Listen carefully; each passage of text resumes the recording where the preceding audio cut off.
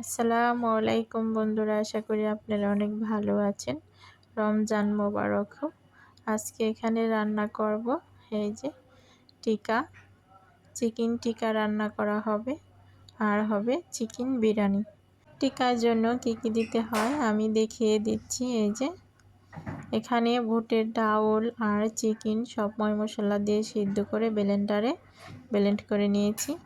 দিয়ে দিলাম একটা ডিম, হাফ চামচ মরিচের গুঁড়ো, হাফ চামচ জিরার গুঁড়ো, বেস্তা, সাথে বিস্কিটের গুঁড়ো। এখন ভালো করে হাতে মাখিয়ে নিচ্ছি।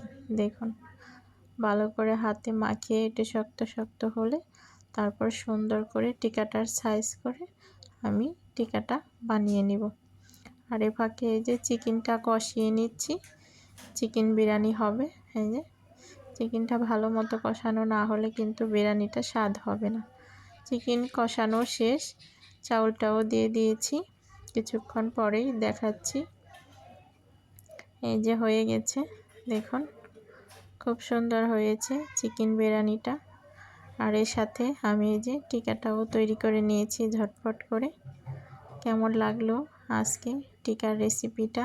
চিকেন বিরিয়ানিটাও দেখতে অনেক ভালো হয়েছে, আশা করি খেতে ভালোই লাগবে।